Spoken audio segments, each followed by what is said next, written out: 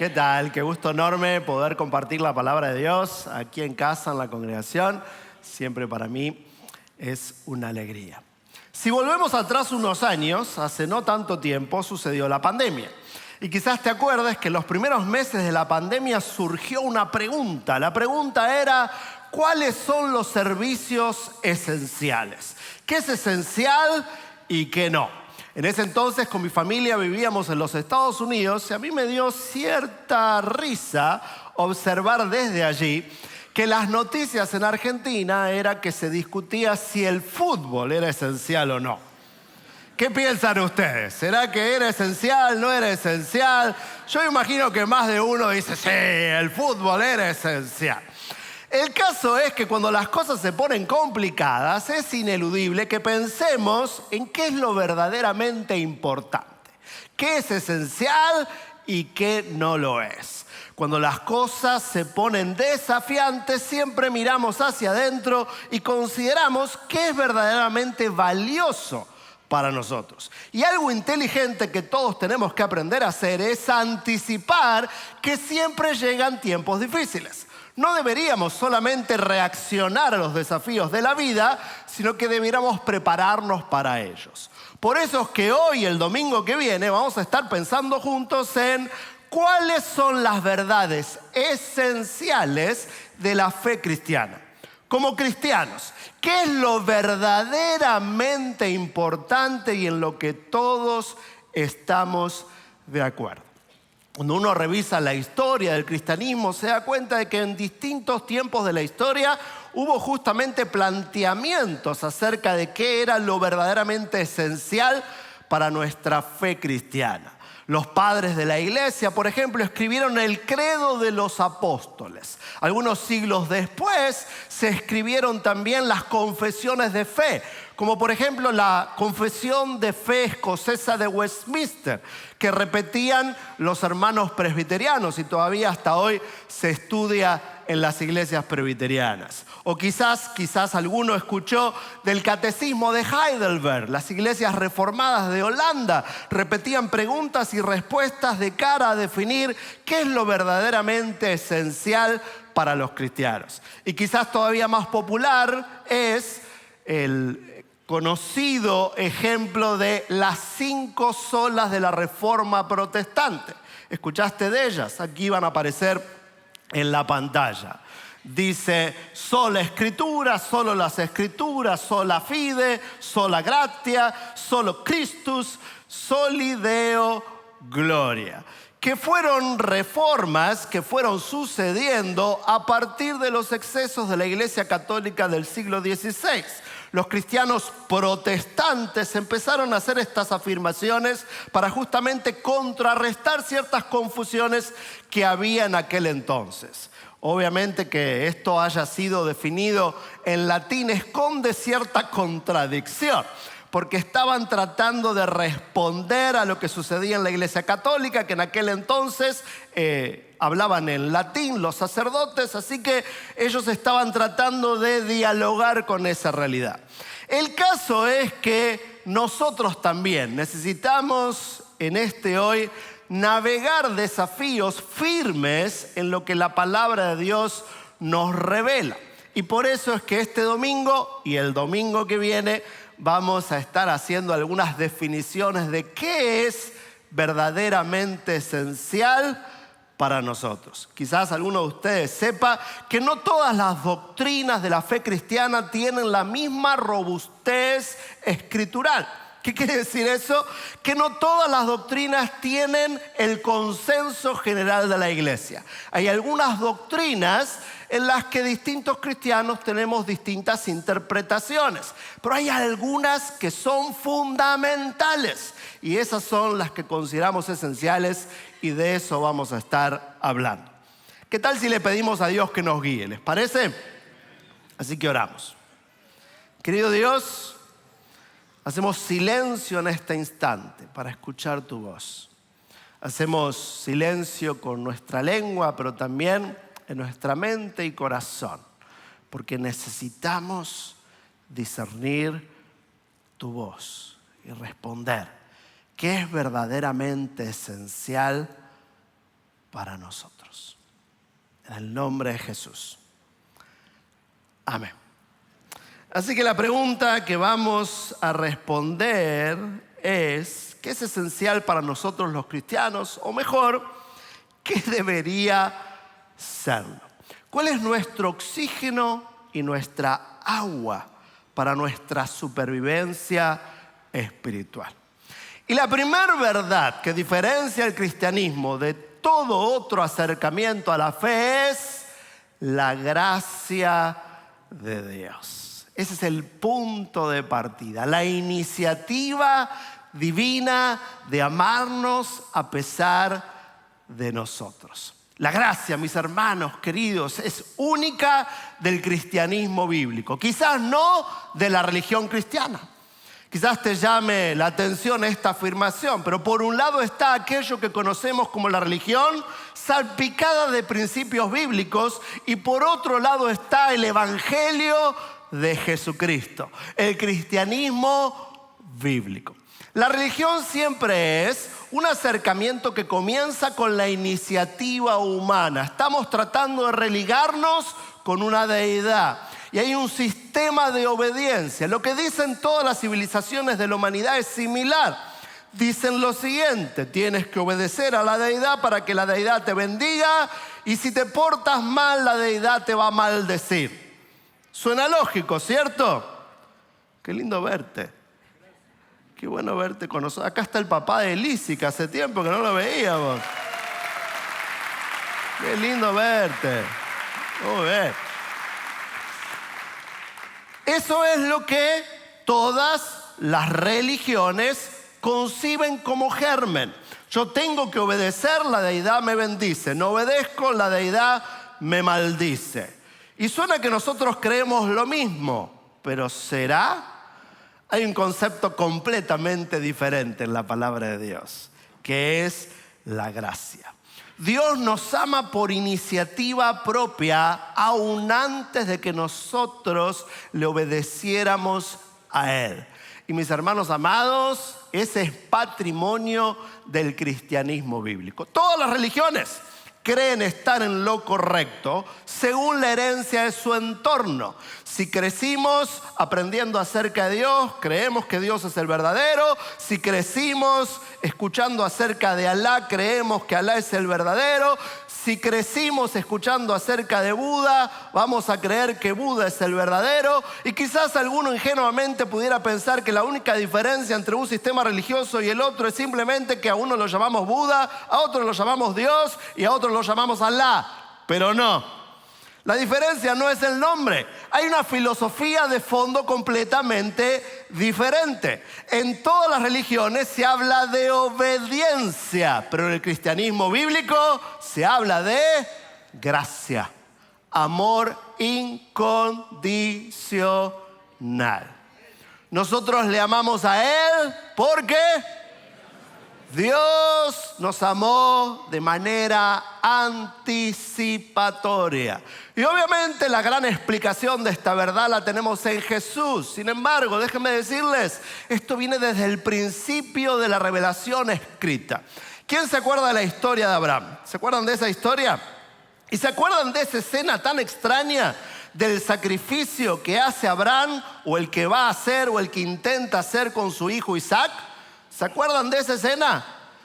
Si somos honestos, en la mayoría de las predicaciones que hemos escuchado, la interpretación suele ser que esa historia se trata acerca de la obediencia de Abraham. Pero ¿qué tal si no se trata de eso? Pensá conmigo por un momento. Esta escena está contada en Génesis capítulo 22. Y a ojos postmodernos pudiéramos interpretar que el punto es cuán obediente fue Abraham, que llegó a llevar a su hijo al monte de Moriah para sacrificarlo. Pero ¿qué tal si ahí hay otro significado todavía más importante? Cuando uno se pone a estudiar quién era Abraham y de dónde venía, la misma Biblia dice que él venía de Ur de los Caldeos. Y esto no lo dice la Biblia, pero cuando uno se pone a estudiar qué sucedía en Ur de los Caldeos hace 3.500 años, uno se da cuenta de que ese pueblo era sumerio. ¿Qué ¿Qué creían los sumerios? Esa era una religión increíblemente primitiva. Eran de las religiones que negociaban con las deidades de la naturaleza. Seguime con esto. Y la manera de pensar era que si yo pongo un sacrificio a la deidad para que llueva y la deidad me responde, ¿cuál es mi conclusión? Al año siguiente tengo que dar un mejor sacrificio. Pero mira la trampa de la religión. Resulta que nosotros hacíamos un sacrificio para que llueva y no llovía. ¿Cuál era nuestra conclusión? Al siguiente año, ¿qué había que hacer? Dar un mejor sacrificio. Pero si nos iba bien y dábamos un buen sacrificio y llovía, ¿cuál era la conclusión? Que teníamos que dar un mejor sacrificio. O sea, nos iba mal o nos iba bien, siempre llegábamos a la misma conclusión. A la deidad hay que darle algo más. Y el resultado de esto era que las religiones primitivas terminaban con los sacrificios humanos. Y esto no era solamente algo que podemos ver en los sumerios, sino que lo hemos escuchado en América con la capacocha de los incas, también lo practicaban los mayas, los aztecas, y se terminaba ofreciendo el último sacrificio de todos, el hijo primogénito. Es muy interesante cuando uno revisa en el texto que Dios no le da demasiadas instrucciones a Abraham respecto a lo que tiene que hacer. ¿Por qué? Probablemente es porque Abraham ya había visto esta escena y él sabía muy bien lo que tenía que hacer. Así que, ¿cuál es la disrupción en esta historia? La disrupción es que cuando él va a ofrecer en sacrificio a su hijo, a la deidad, este Dios es diferente. Este Dios interrumpe el sacrificio y Él mismo provee el carnero para el sacrificio. En otras palabras, Él toma la iniciativa. No está esperando de Abraham el sacrificio. Él mismo lo ofrece porque Él ama a Abraham. A ningún humano se le puede ocurrir algo así. Es absolutamente contraintuitivo. Nosotros pensamos que tenemos que obedecer y Dios nos ama aún antes de nuestra obediencia. Ese es el concepto disruptivo de la gracia, que solamente es componente del cristianismo bíblico, que es diferente y superior a cualquier otra religión. Dale un fuerte aplauso al Señor si entendés eso.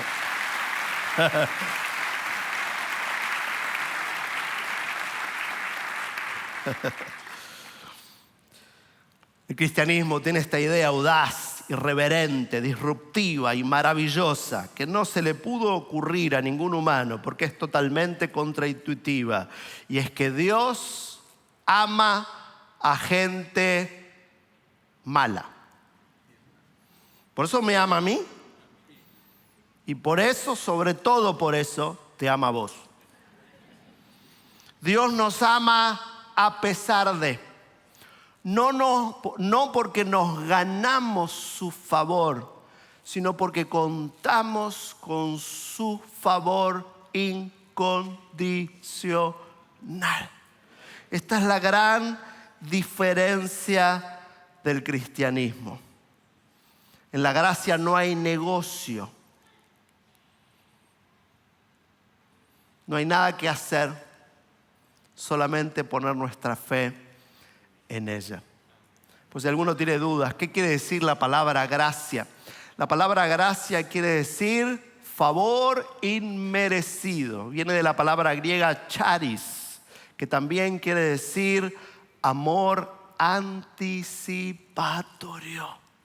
Dios nos ama porque Él es bueno, no porque nosotros somos buenos. Amar a quien es bueno es fácil. Eso hicieron siempre todas las deidades y aún lo podemos hacer nosotros. Pero Dios no es como uno de nosotros. Él es mejor, Él es superior. Él puede amarnos a pesar de nosotros porque su esencia es el amor. De nuevo, dale un aplauso fuerte al Señor por eso.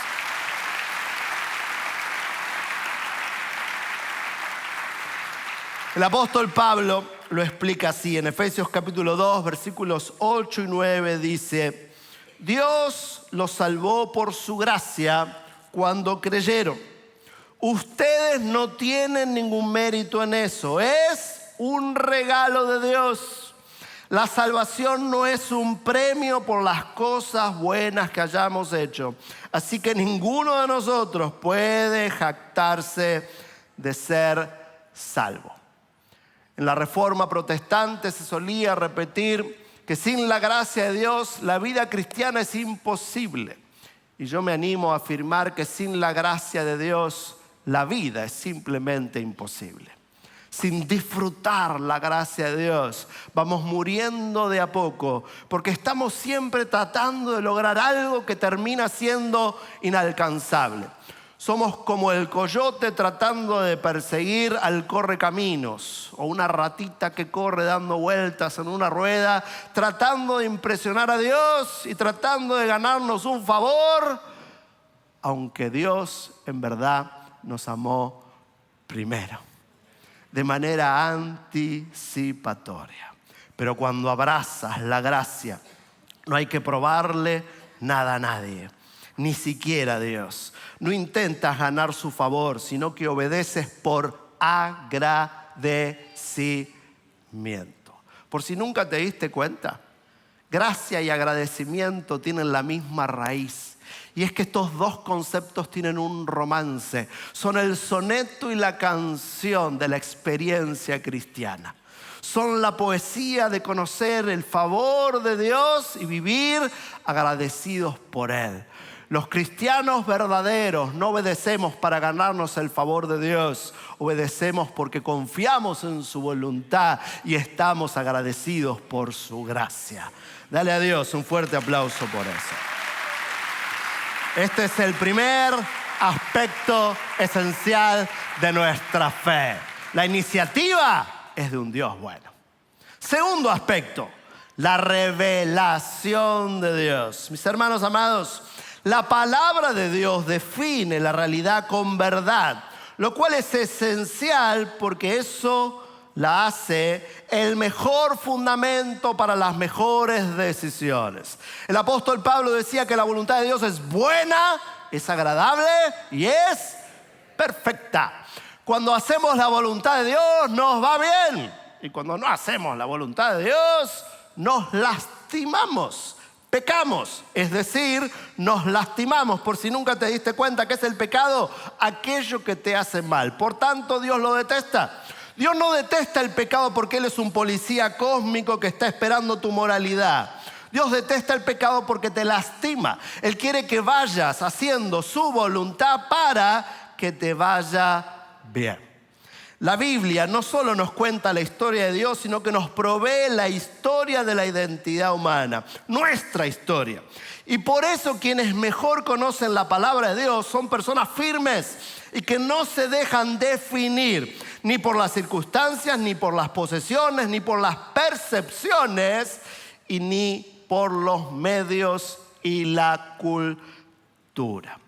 Casi todos conocemos el Salmo 119, versículo 105. Dice, la palabra de Dios es una lámpara que guía nuestros pasos. Una lámpara que guía nuestro camino, ilumina nuestro andar. Pero ¿qué tal leer este versículo en su contexto? Este capítulo de Salmos es maravilloso. Te voy a llevar al versículo primero. Leamos algunos versículos más. Mira lo que dice desde el versículo primero hasta el 16. Dichosos los que van por caminos perfectos, los que anden conforme a la ley del Señor. Dichosos los que obedecen sus normas y lo buscan con todo su corazón. No hacen compromisos con el mal y solo andan en los caminos de Él. Nos has ordenado cumplir cuidadosamente tus mandamientos, que se puedan ver tus leyes en lo que yo hago. Entonces no seré avergonzado cuando compare mi vida con tus mandamientos. Cuando aprenda tus leyes justas te mostraré mi gratitud, viviendo como debo, y obedeceré tus normas. No me abandones, Señor, ¿Cómo puede mantenerse íntegro el joven? Viviendo conforme a tu palabra. Me he esforzado cuanto he podido por hallarte. No permitas que me desvíe de tus mandamientos. He atesorado tu palabra en mi corazón para no pecar contra ti. Bendito Señor, enséñame tus normas. He repetido en voz alta todas tus leyes y en ellas me he regocijado más que en las riquezas. En ellas meditaré y las acataré plenamente. Me deleitaré en tus normas y no olvidaré tu palabra. Bendito el Señor. Enséñame tus normas. He repetido en voz alta todas tus leyes y en ellas me he regocijado más que en las riquezas. En ellas meditaré y las acataré plenamente. Porque ¿qué sucede cuando hacemos esto? Nos deleitamos en un andar seguro y firme. Disfrutamos de hacer la voluntad de Dios. Nuestra carga es más ligera porque hemos dejado que Dios defina nuestro paradero y nuestro norte. La palabra de Dios, mis hermanos amados, no fue dada a nosotros simplemente para que aprendamos historia de la religión y menos historia del pueblo de Israel. El punto de la palabra de Dios es revelarnos principios para la vida que nos ayudan a deleitarnos en el amor y en la gracia de Dios. La Biblia es un mapa hacia una vida segura. Es una biblioteca de consejos para que podamos disfrutar que la voluntad de Dios es justamente buena, no solamente para nuestros pasos evidentes, sino también para nuestro corazón y nuestra alma. Así que ¿qué tal si le damos también un aplauso a Dios por las sagradas Escrituras? La palabra de Dios es fundamental, tanto que sus mandamientos iniciales han sido el germen de los derechos constitucionales de todos los países del mundo. Sin la palabra de Dios no tenemos norte y por eso los cristianos la consideramos esencial y estamos comprometidos a entenderla, ya que sin ella no podríamos conocer la gracia de Dios. Y repito esto, es muy importante saberlo, porque algunos sectores el énfasis ha sido leerla. Y el punto no debe ser simplemente leerla como si fuera un amuleto o un mantra, sino conocerla y obedecerla, comprenderla. Mis hermanos, Dios nos regaló el cerebro. ¿Qué puede tener de espiritual dejar de usarlo? Tenemos que llegar a ella con entendimiento. El punto es comprenderla. Por eso es que yo tengo el privilegio de trabajar con una editorial que siempre está creando recursos para la enseñanza bíblica. De hecho, les quiero mostrar unos materiales rapidito que tienen que ver con ilustraciones que nos permiten entender los libros de la Biblia de manera visual. Mira esto, porque algunos de nosotros somos más visuales que otros.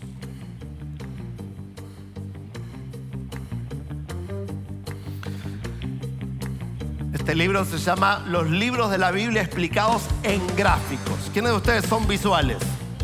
Les gusta ver para entender. Bueno, este es simplemente un ejemplo. Está explicando el libro de Job.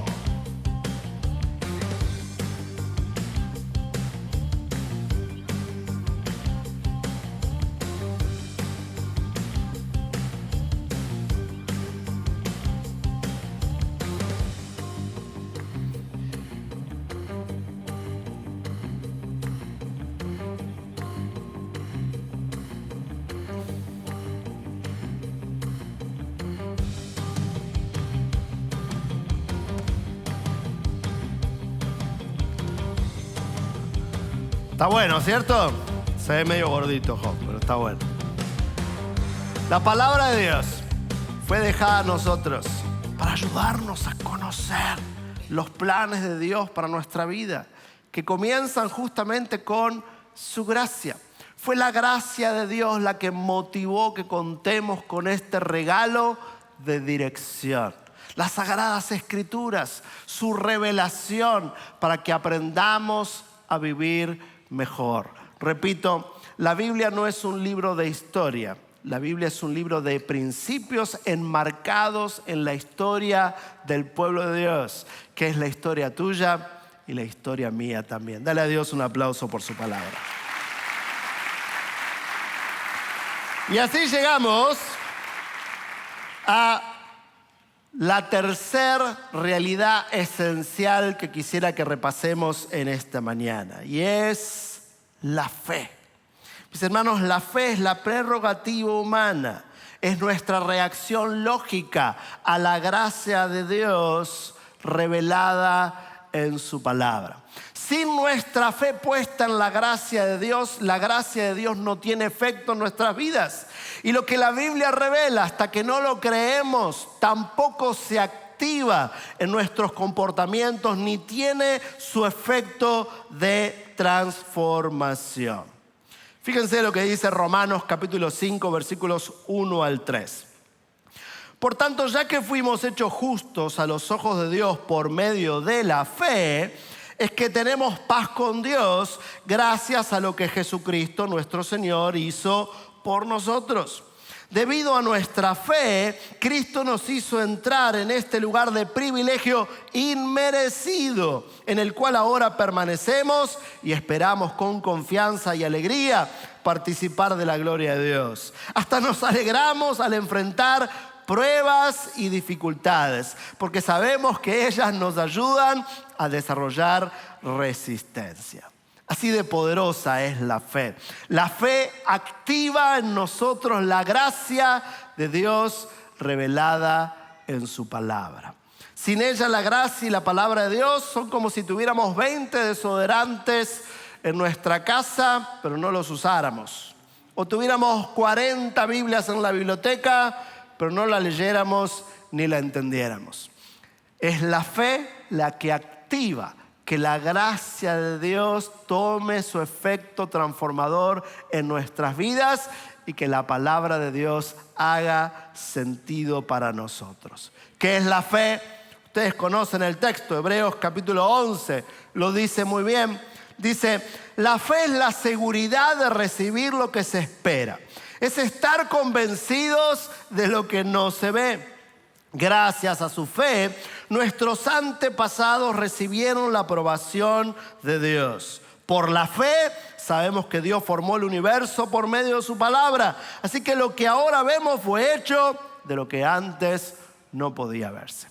Hace muchos años atrás solía contar una historia que tiene que ver con un niño que soñaba con ver el show más espectacular que se podía ver hace muchos años atrás. ¿Cuál se imaginan ustedes que sería?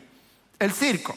Antes de que haya televisión, antes de que haya cine, el gran show que todos los niños esperaban era que el circo llegue a su ciudad. Esta historia cuenta que este niño un día llega a su escuela y ve un cartel que está anunciando que llega el circo, así que vuelve a su casa luego de la escuela corriendo a pedirle permiso a papá y mamá para que le dejen ir al circo. Papá, mamá, viene el circo, quiero ir. Cuando llega el día lo visten porque en aquel entonces era una ocasión especial y ustedes quizás se acuerdan cuando éramos niños y nuestros papás nos vestían para ocasiones especiales. En mi caso, por ejemplo, yo odiaba esas fechas porque solían ponerme zapatitos de charol. ¿Algunos se acuerdan de eso? Qué viejos que estamos algunos, ¿cierto? A mí me daba mucha vergüenza esos zapatitos de charol, pero eran los que había que usar para ocasiones especiales. No sé si a este niño le pusieron zapatitos de charol o no, pero lo vistieron bien y una vez que estuvo listo salió corriendo para el pueblo. Él vivía en las afueras, así que fue corriendo para la ciudad, aunque no sabía exactamente dónde estaba el circo. Y la historia cuenta que cuando él llega a la calle principal, ahí había un desfile. Ahí estaban los personajes del circo llevando a la gente a la carpa del circo. Pero este niño no lo sabe. Y se mete entre la gente y ahí está el elefante. ¡Wow! Y ahí vienen los leones y los tigres y los malabaristas y los payasos. Y se asombra embelesado con lo que están viendo sus ojos. A medida que avanzaba el desfile iba pasando la gente y él se quedó tan inmóvil que no se dio cuenta de que se fue quedando solito. La gente seguía avanzando, pero él no sabía dónde iba la gente y el pobre niño pensó que ya había visto todo el show. Así que volvió a su casa. Claro que volvió contento porque había visto al elefante y al tigre y al león y a los malabaristas y a los payasos, pero al lunes siguiente, cuando se juntó con sus compañeritos de escuela, se sorprendió porque muchos de ellos mencionaban una carpa y él se la había perdido. Él no había visto la carpa porque se había quedado mirando el desfile. Y te cuento esta historia porque eso es lo que puede pasarnos cuando no activamos la fe con la gracia de Dios y su palabra. Podemos conformarnos con el desfile de la religión. Creemos que la vida cristiana se reduce a que venimos al templo, cantamos canciones, sabemos versículos y tenemos una buena moral. Obviamente es bueno tener una buena moral y venir al templo y saber versículos y cantar canciones, pero mis hermanos amados, la vida cristiana es mucho más que un desfile de actividades religiosas. La vida cristiana es la poesía, el romance y la aventura de conocer a Dios de manera personal y la danza de convivir con Él todos los días de nuestra vida, enamorados de su gracia, conociendo y amando su palabra porque en ella tenemos dirección y norte, conocemos nuestro propósito, sabemos que nuestra vida ha sido escogida con destino y entonces estamos dispuestos a vivir la vida con ímpetu, con ganas, con alegría, porque el Dios de la vida está con nosotros y está en nosotros todos los días de nuestra vida. La vida cristiana no se reduce a una buena moral, conocimiento bíblico, no decir malas palabras e ir al templo. La vida cristiana no tiene que ver con cómo nos vestimos el domingo, qué cantamos. La vida cristiana es la respuesta a la gracia inmerecida de Dios. La vida cristiana tiene que ver con aceptar la dirección de la revelación de Dios y la obediencia que emerge, que emana, que es respuesta a esa gracia.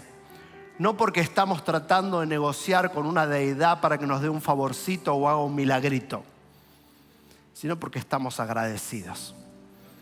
Porque reconocemos que éramos ciegos, pero ahora vemos. Que estábamos muertos, pero ahora vivimos.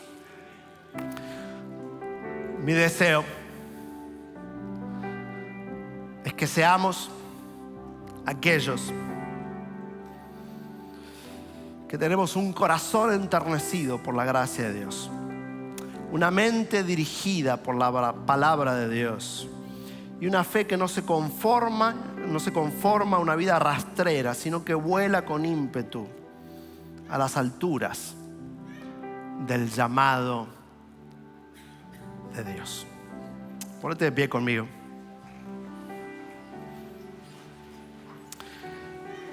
Hay una vieja canción que es una canción de respuesta a este mensaje. Quien la escribió, a quien conocí, no la escribió para este mensaje, pero yo creo que tiene todo que ver con lo que acabamos de meditar.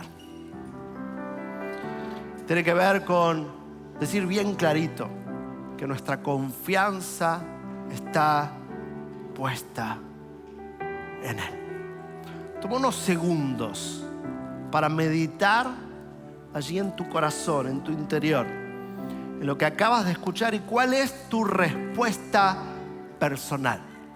¿Qué emerge en tu corazón y conciencia de estas ideas y estas palabras? Estos tres fundamentos de nuestra fe. Estos tres condimentos esenciales de la experiencia cristiana. La gracia, la revelación de Dios y nuestra fe.